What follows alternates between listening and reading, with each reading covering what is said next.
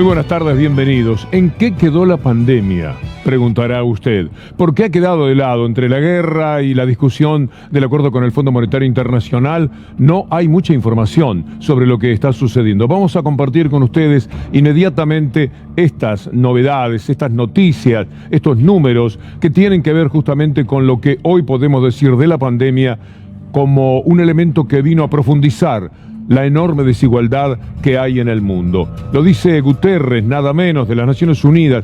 Es impactante recordarnos esto que viene a marcar el desastre que para el mundo capitalista ha venido a obrar la pandemia. ¿Podemos verlo, por favor, señor director? Aquí está cada una de las placas. Es Guterres el que habla, es él el que viene a reconocer en medio de 6 millones de muertes todo lo que significará a futuro. Al cabo de 2 años de pandemia, eso es lo que tenemos. Los números de la vacunación en el mundo, el 50%, pero hay sectores que no tienen, como en África, ni el 2%. Argentina está en el puesto 18 en el mundo, con el 89%. La desigualdad sanitaria en África marca al Congo con el 0,7 de vacunación. Miren ustedes, Ruanda con el 75%, sorprende. Somalia con el 13%. Sudáfrica apenas con el 36%. Digo apenas porque es un país con mejores posibilidades que muchísimos en África. La pandemia olvidada, pero todavía muy lejos de terminar. Miren ustedes lo que está sucediendo en Hong Kong en estos momentos. Hay un rebrote que tendría que enseñarnos a tomar nota de lo que pasa en el mundo, porque esto perfectamente puede volver a suceder en cualquier lugar, también en la Argentina. Por eso esto que vamos a ver de Hong Kong es tan importante. Los hospitales de Hong Kong están saturados por una quinta ola de casos COVID-19. Lamentablemente, las muertes por esta enfermedad, por este virus, también van en aumento allá. Los hospitales ahora tienen que utilizar contenedores refrigerados para almacenar cadáveres y entregarlos a la morgue. Las autoridades aplicarán 3 pruebas COVID a sus habitantes, esto en un esfuerzo por mantenerse en la estrategia china de tolerancia cero contra este virus. Estamos hablando de la pandemia porque la tenemos un poco olvidada. Ustedes y nosotros también, La responsabilidad de la información ha decaído en ese sentido, atrapados en el tema de la guerra, del que quiero adelantarles hoy. Vamos a tener un informe del que anticipadamente me siento orgulloso de nuestro equipo de producción, por lo que vamos a compartir con ustedes.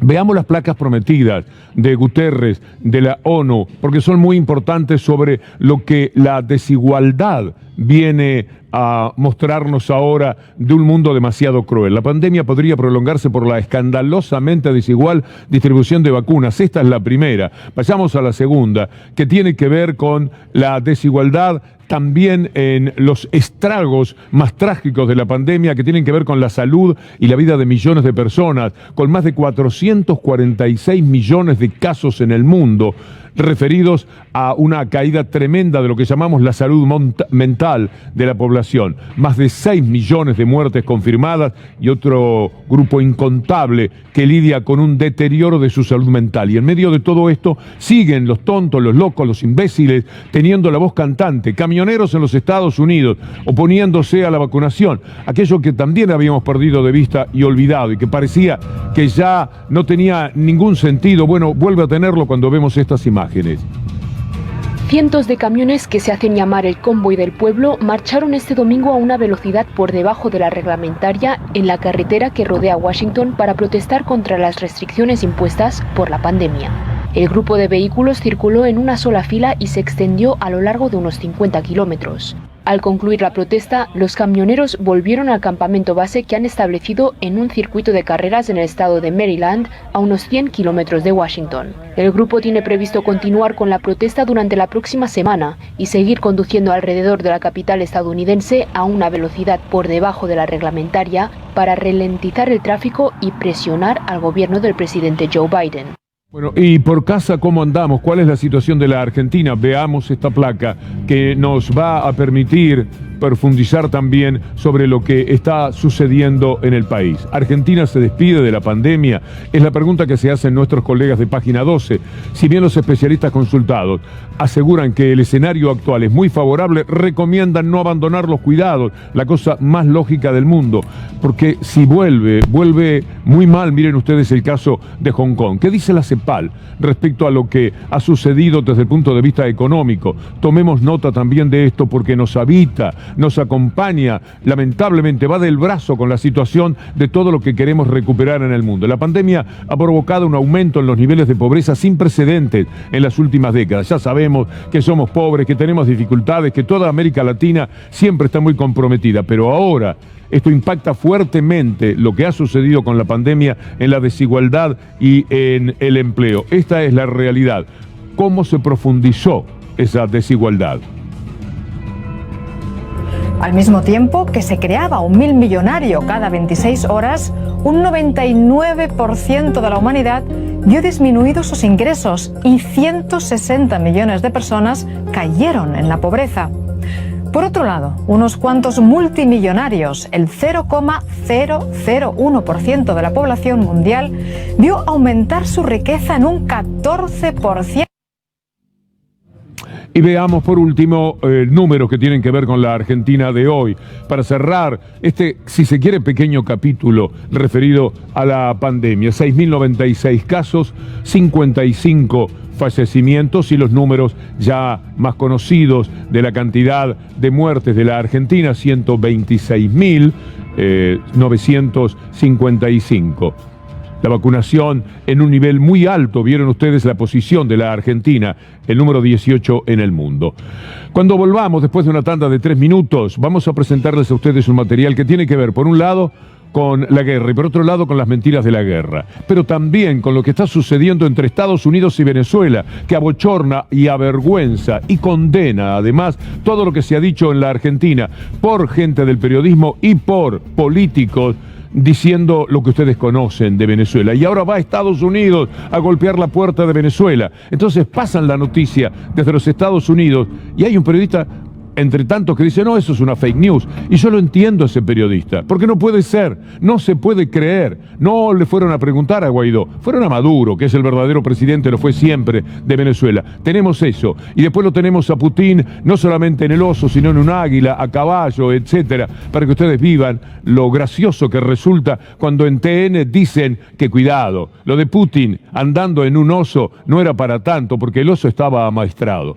Estos temas que parecen mentira y otros más dolorosos, como que Zelensky ahora, después de toda la muerte que llevó a su país, de todo el desastre que realizó, pensando en que iba a tener el acompañamiento de la OTAN, ahora se queda tan solo que dice, bueno, de la OTAN nos vamos a olvidar. ¿A usted le parece que puede ocurrir esto? Sí, y se lo vamos a contar en 2 minutos. La guerra, el petróleo y el doble estándar. De eso vamos a hablar para empezar con el tema de la guerra. Lo primero, prometiéndoles un material que los va a emocionar, que les va a hacer reír y que les va a indignar. Todo eso, pero siempre con el propósito de entender qué es lo que sucede, porque si no entendemos de qué serviríamos nosotros aquí, y ustedes también trabajando de ciudadanos, que eso es lo que se hace cuando uno trata de informarse. Vamos a empezar con los grandes productores de petróleo, ya que en ese tema estamos. ¿Quiénes son los productores más importantes en el mundo? Tome nota, Estados Unidos, Rusia, muy cerca uno del otro, Arabia Saudita, después viene Canadá, Irak, China, Brasil, Estados Unidos, Emiratos Árabes Unidos, Irán, Kuwait.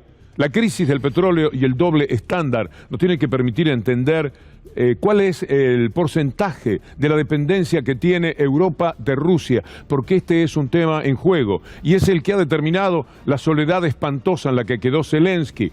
Europa depende del combustible ruso, mire, 27% del petróleo, 40% del gas y 27% del carbón.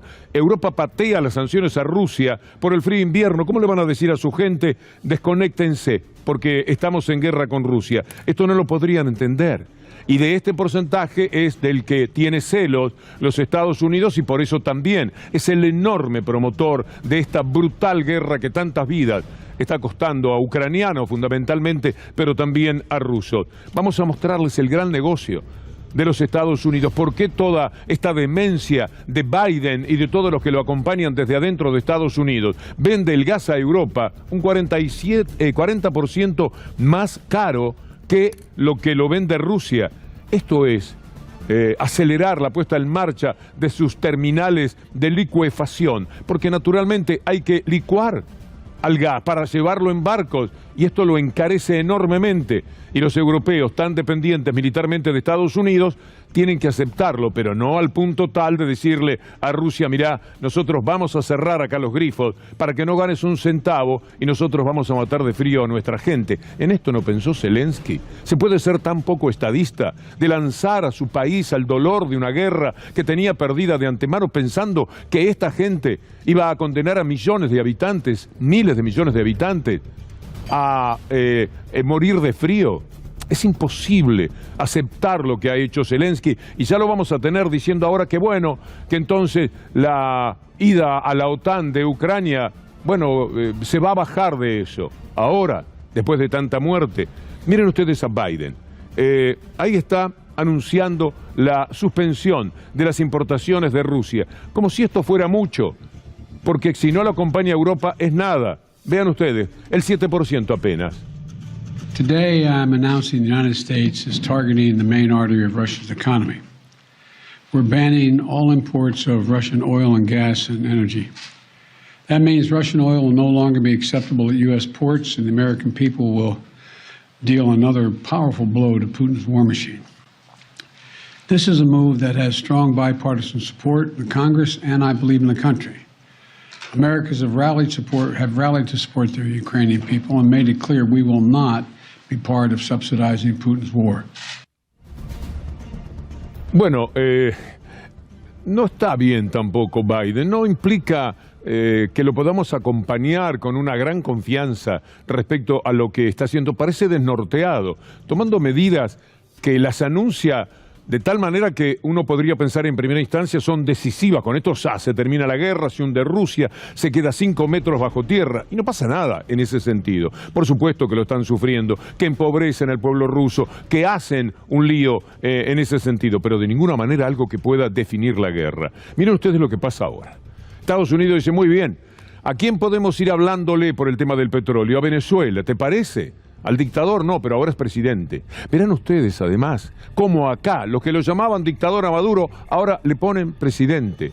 Mire, es tan inadmisible lo que sucede, que Estados Unidos, después de llamarlo al tonto de Guaidó para decirle ustedes el presidente y aplaudirlo en el Congreso de los Estados Unidos, ahora lo puentea a Guaidó. Le dieron un golpe de Estado a Guaidó en los Estados Unidos. ¿Usted puede creer la locura del mundo? Y entonces van a hablar con Maduro. Mire usted esta información. Aquí está lo que está ocurriendo ahora. Joe Biden.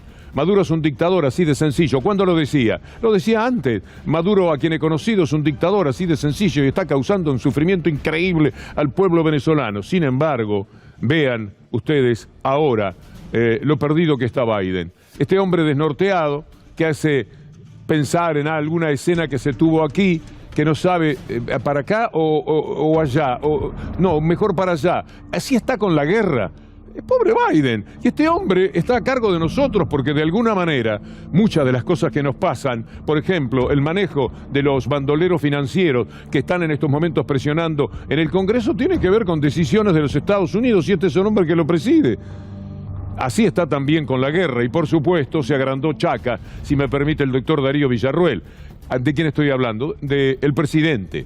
El presidente, como dice ahora muchísimo cada uno de los medios que antes lo condenaba, el presidente venezolano, Nicolás Maduro. Toda nuestra voluntad para desde la diplomacia, desde el respeto y desde la máxima esperanza de un mundo mejor, nosotros poder avanzar en una agenda que permita el bienestar y la paz de los pueblos de nuestro hemisferio, de nuestra región.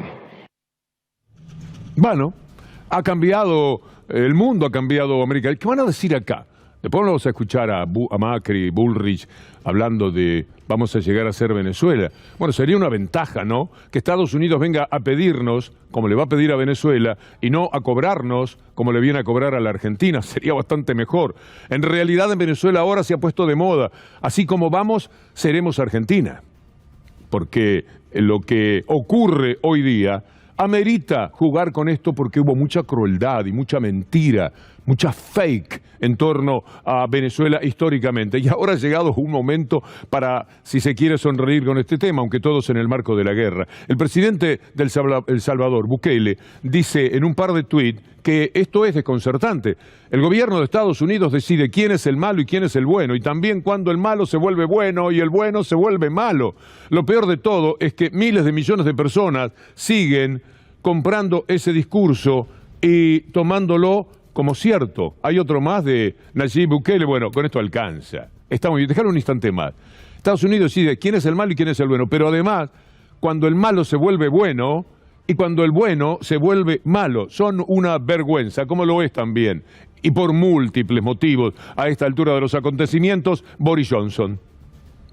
Mr. Speaker, I think everybody sympathises with the plight of refugees, and this government wants to do everything we can to welcome them, and that is indeed what we are doing. And the numbers are almost 1,000 as I speak to attacks. We will go further, Mr. Speaker, and there will be routes by which the whole country can offer a welcome to people from Ukraine, vulnerable people fleeing from Ukraine, and we'll be setting out that route in the course of the next few days. This government has a proud record. We've done more to resettle vulnerable people than any other European country since 2015.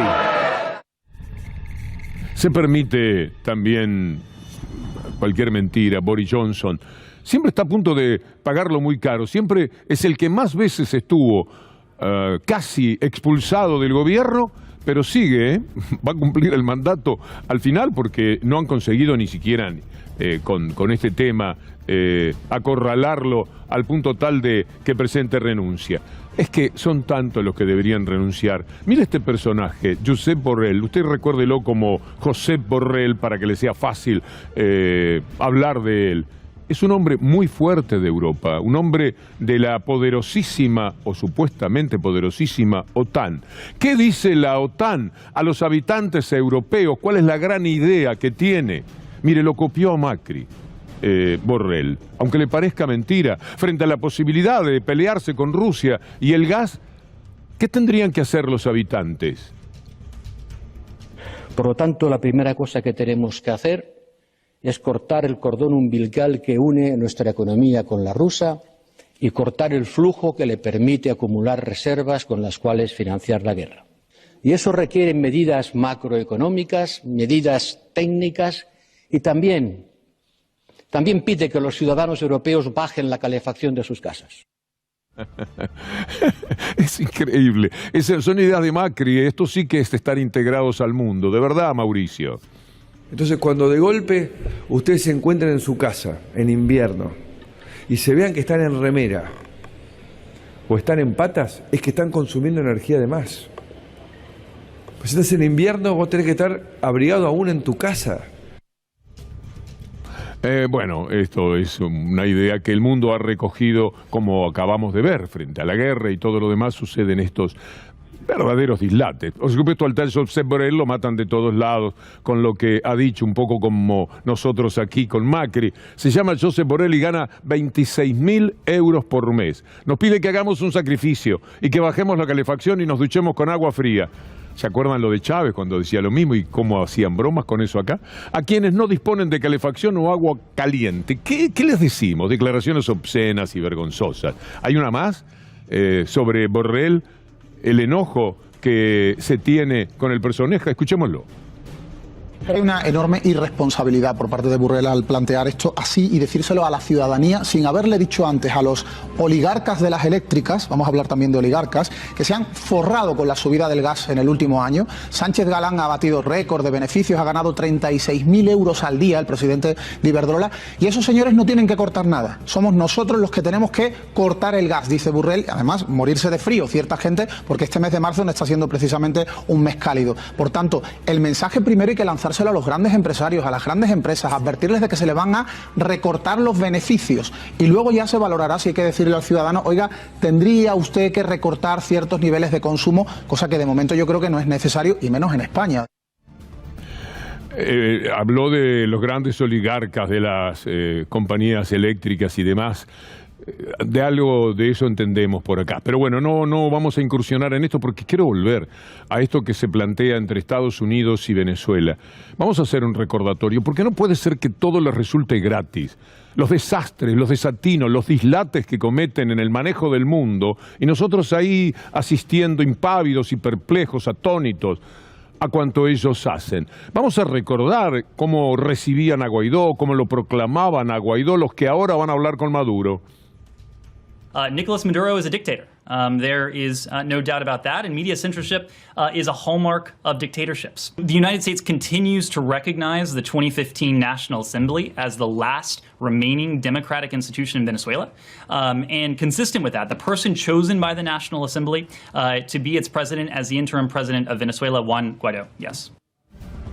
Era mentira, por supuesto, una brutalidad, una vergüenza de mentira, y así se lo decían al mundo, desde el lugar más poderoso de la tierra. Aquí lo recogían todos los lacayos y lo ponían en títulos, era Guaidó, Guaidó. Usted se acuerda perfectamente. Me acuerdo de imágenes de Guaidó que nosotros decíamos que era la de un payaso, y efectivamente ese día él podía entrar por la puerta, pero no quiso porque sabía que iba a perder la votación adentro. Entonces armó esto para que lo viera el periodismo internacional y para que se dijese que Guaidó era impedido para entrar a participar de una elección en la que tenía que votar. Esta es la vergüenza que hemos vivido durante todo este tiempo. Y pensar que hubo cantantes argentinos y latinoamericanos que fueron llevados por Trump en aquel momento a comportarse como viles lacayos también en la frontera de Colombia y Venezuela. Usted recuerda el dolor que eso provocaba y lo crítico que fuimos. Payaso. Este payaso era el presidente de Venezuela para los Estados Unidos. ¿Qué es ahora? Nada. Quiero recordar cómo lo recibieron en el Congreso, como Trump, pero también los senadores, los diputados, todos estaban felices de la presencia de Guaidó, el gran presidente de Venezuela. Esta noche está con nosotros un hombre muy valiente que lleva consigo las esperanzas, sueños y deseos de todos los venezolanos. Acompañándonos está el presidente legítimo y verdadero de Venezuela, Juan Guaidó. Señor presidente, por favor, llévele este mensaje a su pueblo.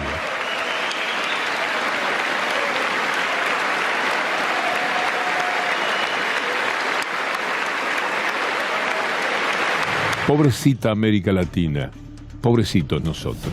Qué patio trasero, el baño de atrás. Qué vergüenza.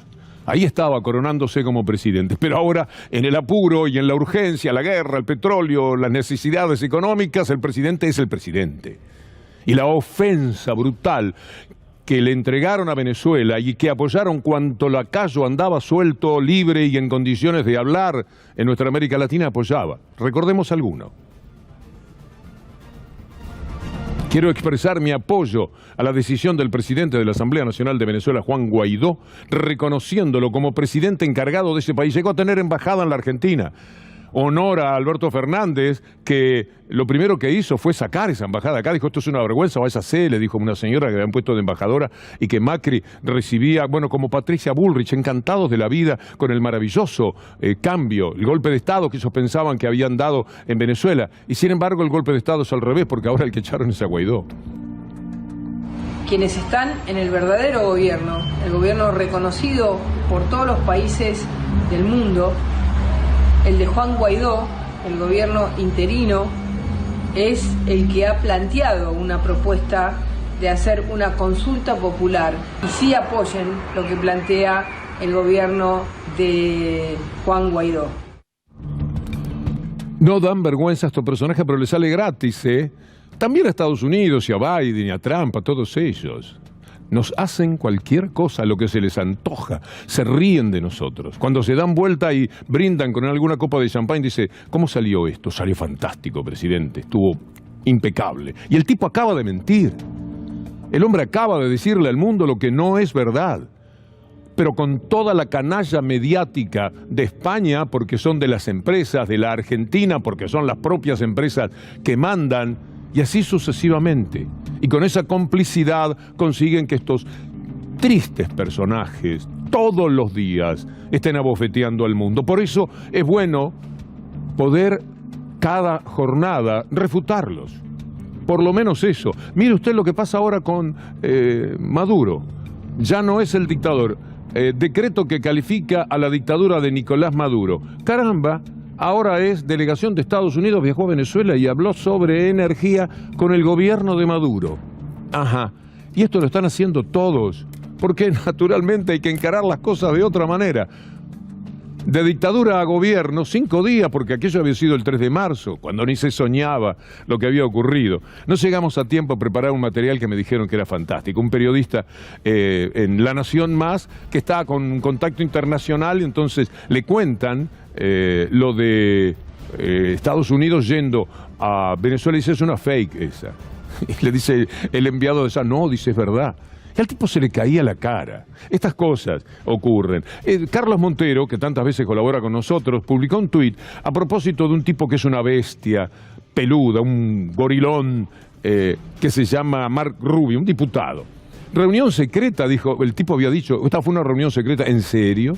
Que no le hayan avisado a Rubio y a Guaidó no significa secreta, muchachos, no los invitaron y listo. De secreto no tuvo nada. Si fue en el Palacio de Gobierno que ocurrió esto. Así que ¿dónde estaba la reunión secreta? Son muy miserables, muy, demasiado. Se les va la mano, porque abusan al no tener ningún impedimento, no tener que confrontar con nada, esa permisividad de los cómplices de los medios y que ocurre en buena parte del mundo, los lleva a ir al infierno, porque en ese lugar están enterrando el periodismo. Vamos a recordar ahora sí cuestiones vinculadas a la guerra.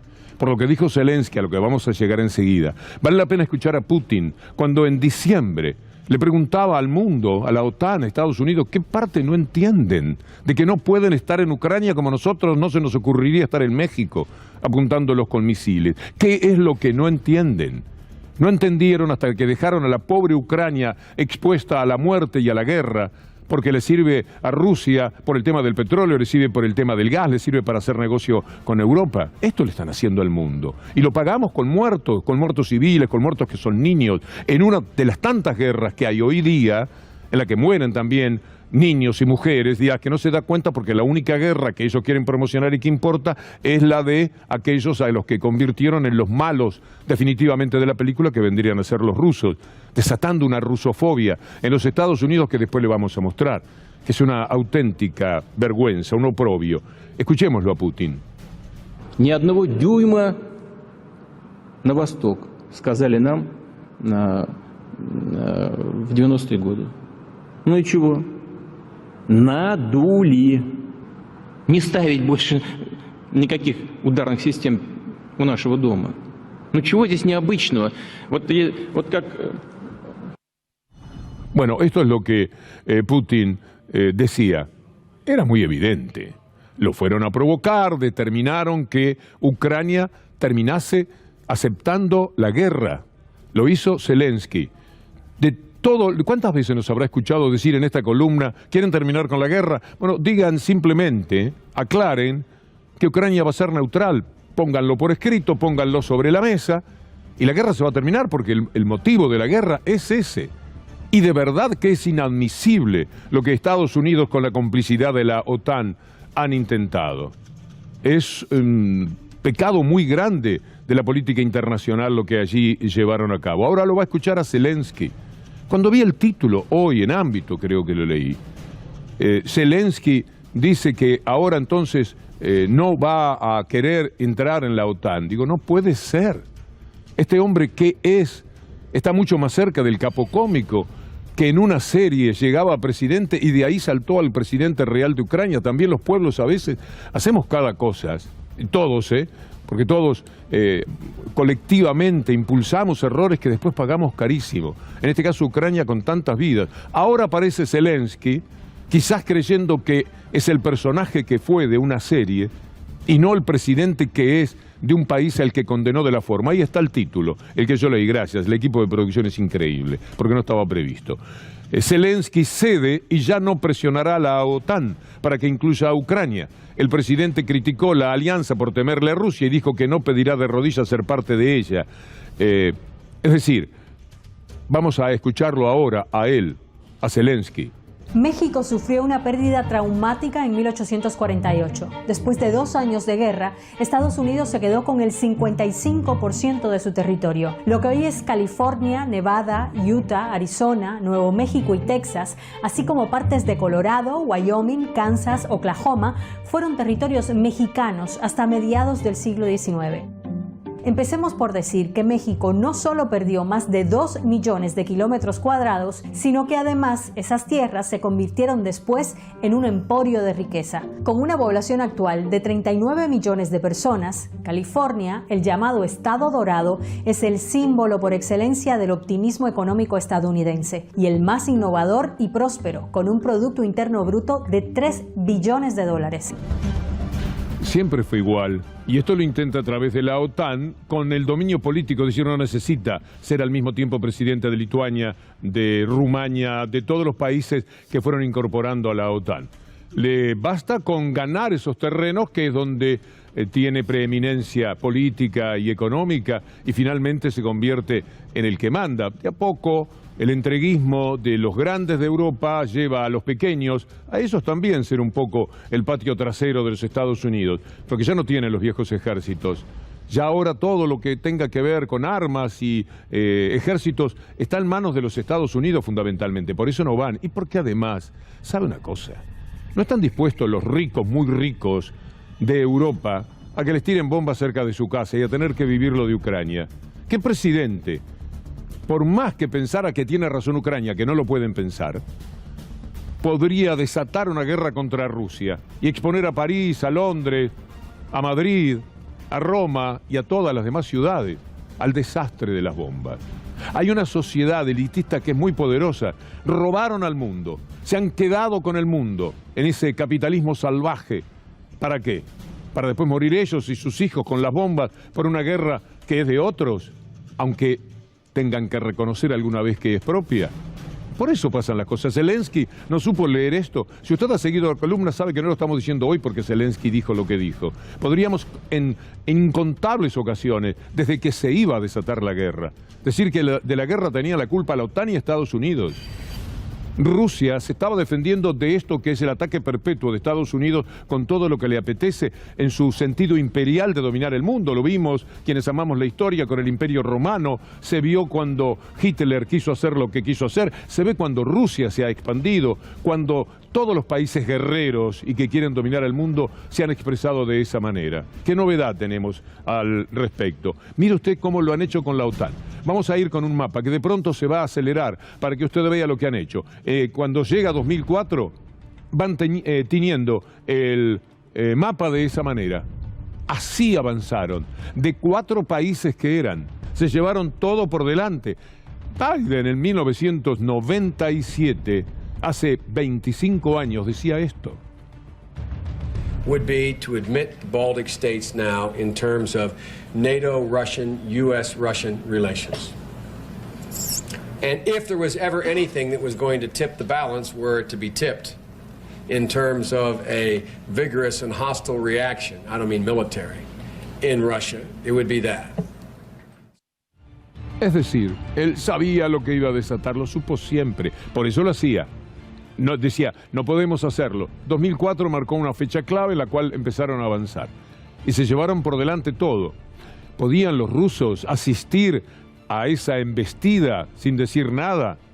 Porque encuentran un presidente afín a Occidente y que entrega toda la cultura oriental a manos de quienes les venden bebidas gaseosas bien promocionadas, que más o menos también de eso se trata, como vamos a ver en algún tramo. Mire lo que hace Zelensky en estas mismas horas en las que dice, bueno, salgamos de lo de la OTAN. Cosa que dicha y ratificada mañana pasado va a terminar con la guerra. Puede terminar inmediatamente la guerra cuando firmen que nunca van a avanzar sobre Ucrania. Pero mire cómo él a lo Guaidó se luce frente al Parlamento británico. We will continue fighting for our land, whatever the cost. We will fight in the forests, in the fields, on the shores, in the streets. We are thankful for this help, and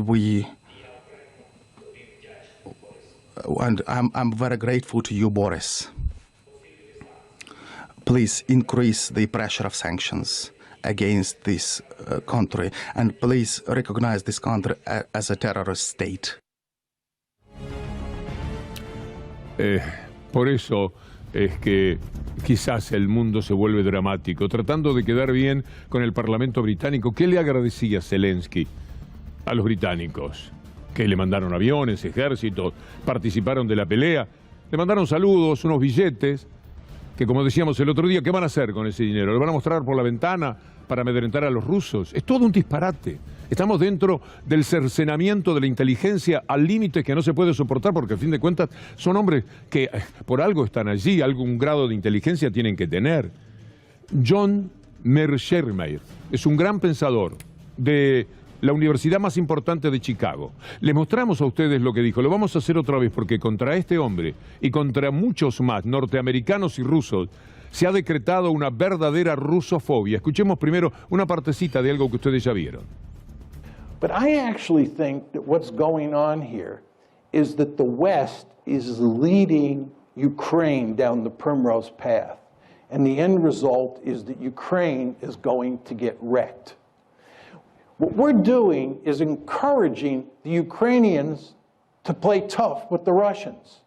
We're encouraging the Ukrainians to think that they will ultimately become part of the West, because we will ultimately defeat Putin and we will ultimately get our way. Bueno. Y por supuesto los ucranianos están jugando con esto.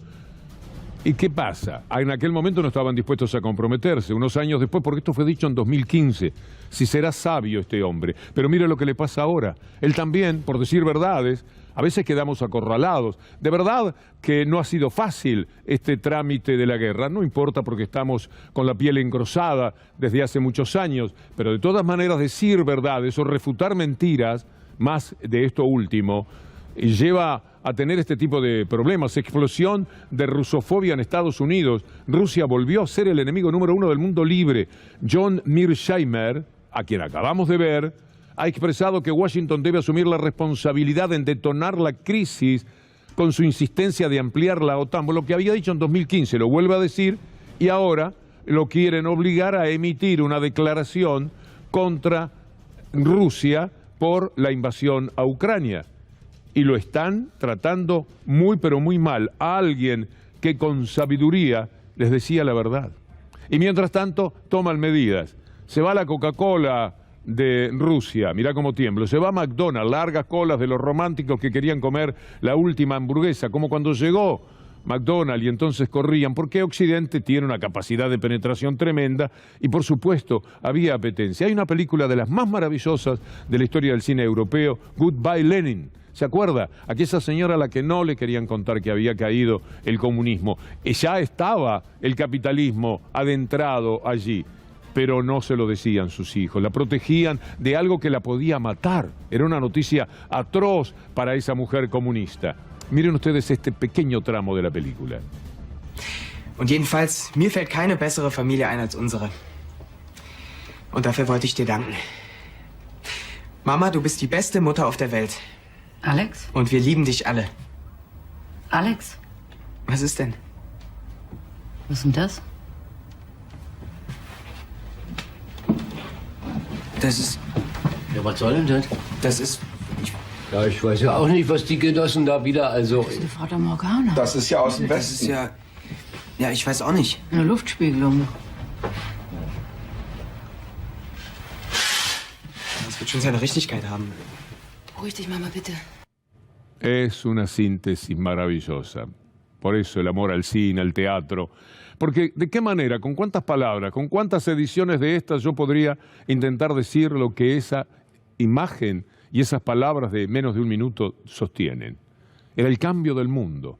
Y ahora es al revés. Por eso lo mostramos, Goodbye Lenin, porque ahora es definitivamente el goodbye, pero de las empresas norteamericanas.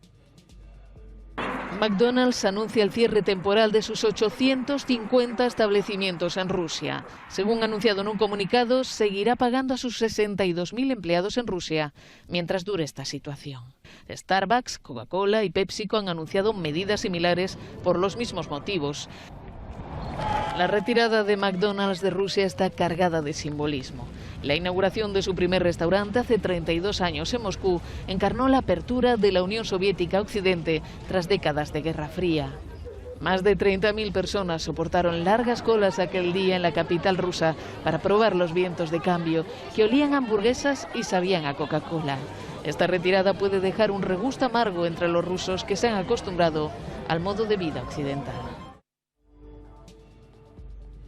Y bueno, 32 años más tarde, esto que estábamos contando, se van las empresas rusas. Goodbye McDonald's podría más o menos ser el título de una película ahora. Pero la rusofobia ha llegado a límites como este que le vamos a mostrar. Tú vas a decir, ¿están jugando demasiado en la columna? No, esto es en serio. Mire, la rusofobia determina que impongan sanciones contra gatos rusos. Y la medida está debatiéndose en redes por ahora. La Federación Internacional Felina se sumó a las sanciones contra Rusia e impuso restricciones a los gatos criados en el país euroasiático, impidiendo desde el 1 de marzo que ningún gato criado en Rusia puede ser importado y registrado. Bueno, usted termine de leer. Y acompáñame con una sonrisa, por favor, para no quedar yo un poco despegado de la realidad, porque es como una defensa, un mecanismo que tenemos de reír por un momento dentro del drama que significa todo esto. Mire lo que sucede con muchos dicen, y yo creo que estoy de acuerdo, la mejor soprano del mundo en la actualidad, Anna Netrebko, que viene este año al Teatro Colón. Anna Netrebko, la formidable soprano rusa, no quiso condenar al régimen de su país, como le estaban exigiendo en Estados Unidos, como le exigen al gran profesor de la Universidad de Chicago y a todos los que se puedan llevar por delante. No dijo, condenó el ataque, le angustió la guerra, pero no dijo que estaba mal Rusia. Y como no lo dijo, la echaron del Metropolitan, la casa de teatro más importante que hay en el mundo, por todo lo que significa hoy día respecto a las grandes figuras. Veámoslo. A Russian superstar soprano will no longer perform at the Metropolitan Opera because of her ties to Vladimir Putin.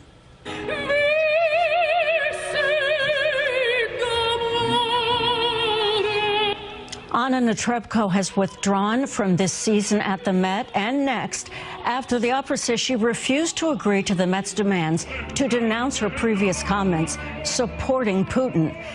This is Netrebko as the diva in the Met production of Tosca. She has performed with the Met Opera Company for 20 years. The Met says Netrebko will be replaced this season by a Ukrainian soprano. Sí, que también es maravillosa. Tienen escuelas formidables, pero miren ustedes hasta el dato político. Una rusa es cambiada por una ucraniana por parte del Met. A esto están llegando con la rusofobia. Usted no sabe lo que es esta mujer. Las colas que se han hecho. Aquí estuvo en Buenos Aires. Es una gloria de la historia de las artes. Se la llevaron por delante. También a Valery Gergiev, uno de los máximos directores que hay en el mundo, porque no va a condenar a su país. Es muy difícil hacerlo. Les pedían una cosa imposible. Hasta en el caso hay que respetar el silencio. Pero no, lo querían llevar por delante, obligarlos, ponerlos de rodillas. Celebro que haya personas como Netrebko o como Valery Gergiev. Celebro que el mundo todavía tenga gente que resista. Estoy totalmente de acuerdo con ese espíritu de dignidad que puede fluir de las personas todavía frente al embate de la imbecilidad y este mundo acostumbrado a llevarse todo por delante. Amo más que nunca a Netrebko y ojalá la vida me dé la oportunidad de volver a aplaudirla por esto y subirme a un asiento y aplaudirla con las manos cerca del techo, porque valoro su dignidad, porque ella pierde muchísimo y porque además es condenada. Imagínense lo que significa salir en este momento a un restaurante en los Estados Unidos, reconocida como es, las cosas que son capaces de decirle, escondida en hotel, una gloria de las artes. A esto nos han llevado. ¡Viva el coraje! De vez en cuando, viva el coraje. Y no estos idiotas que hacen, toman medidas como las que estamos comentando, pero hay más. Algo que dice el presidente de Turquía, en este caso lo acompañamos. Öğrencilerine, sanatçılarına yönelik cadı avını andıran uygulamaları da kabul etmiyoruz. Hale bak. Almanya'da bakıyorsunuz Filarmoni Orkestrası'nın şefi Putin'in arkadaşı diye görevine son veriyor. Ya böyle saçmalık olur mu? Böyle saçmalık olur mu? Öbür tarafta bakıyorsunuz Dostoyevski'nin eserleri. İtalya'da, Avrupa'nın değişik ülkelerinde bu eserlere yasak getiriliyor. Ya böyle saçmalık olur mu? Bunun tarihte Bağdat'taki kütüphaneleri yakıp yıkan Hülagü'den ne farkı var? Aynı bunlar. Y en esto tiene plena razón. Es intolerable. Y después viene todo lo que es el mundo de mentiras. Nosotros lo vamos a simbolizar con una que ya vieron ustedes, pero por otro recorrido que queremos hacer. ¿Se acuerda de esta foto de Putin en un oso? Bueno, esta fotografía motivó que hubiera todo tipo de crítica, por supuesto en la Argentina. Todo aquel que es amigo de las fake, las mentiras, enemigo de Rusia, amigo de... qué sé yo. Yo no sé cómo se puede escribir lo que, por ejemplo, escribió el diario La Nación. ¿Se acuerda de lo que señalaban de Putin a partir de esta fotografía de Putin en el oso? Machismo, sexualidad y la infancia sin amor. Que después le atribuían, por supuesto, porque todo el plan maléfico que tienen es relacionarlo con Cristina Fernández o con Alberto Fernández. Entonces, la infancia sin amor también se la atribuían desde La Nación Mate, desde el canal de Macri y los Aguirre a Cristina Fernández de Kirchner. Bueno, lo hace saber a través de sus servicios de prensa, mostrándose cada vez que puede con el torso desnudo y en situaciones extremas, montando un oso siberiano y blandiendo un fusil. Mire usted lo que pasó en TN. Muchachos, no tienen posibilidad, de acuerdo a lo que me adelantan que vamos a ver, esto es de asombro, no tienen chance de chequear un poco mejor. Ya habían pasado algunos días de que aparecía Putin en el oso. Ya se sabía que era mentira. En realidad basta mirar la fotografía para darse cuenta que es un armado, una especie de Photoshop o algo por el estilo. Veamos lo que pasó en TN. Recordemos además el perfil de Putin que se viene mostrando en todos los últimos años como el hombre fuerte, en torso, sí, de verdad, montando osos, nadando, sumergiéndose con un submarino en aguas heladas. Un dato para que te fijes, dijiste algo muy importante y quiero porque esto me lo comentó una de las fuentes hace unos días sobre Putin. Me dice, no crean todo lo que ve, el oso estaba amaestrado. Doy este dato porque me lo señaló la fuente. Igual yo no me subo arriba de un oso ni... No, tampoco. Bueno, te quiero decir que para que formó parte... No, pero está bien, hay toda una campaña entonces... Bueno, estas son las famosas fuentes a las que recurren. Es amigo, lo sigo queriendo, pero ¿por qué? ¿Qué pasó? ¿Qué necesidad de esto? Así que habló con una fuente que le dijo, ojo, no se crean que Putin es ese machote que él quiere aparentar y que nosotros criticamos. Estaba amaestrado el oso, es decir, cualquiera lo podía subir, cosas cómodas como esa de subirse un oso, por más que le digan a uno que está amaestrado. Pero es gracioso finalmente. Y en el fondo hay que entender que esto es parte de toda una inmensa mentira, dentro de la que también viven ellos, porque se consumen entre ellos, porque se quedan sin mecanismo de defensa. Esto no le puede pasar a un profesional de esa trayectoria. Basta ver la fotografía. Por supuesto, a raíz de esto han aparecido todo tipo de fotografías de Putin, que también anda en un águila, de esa manera. Miren la mirada, es una mirada que provoca más temor que la del águila. Presten atención a Putin. ¿Qué animal es este? El oso. ¿Es un oso eso?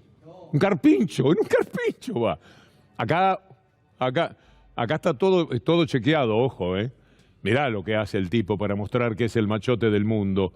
El oso desde ya, una ballena, con una Sputnik a la espalda, la vacuna. ¿Esto qué es? Qué mal, qué flojo que estoy en materia de animales, ayúdenme. Bueno, colibrí, Y Putin así, muy campante. Se merecen que les tomen el pelo, de verdad.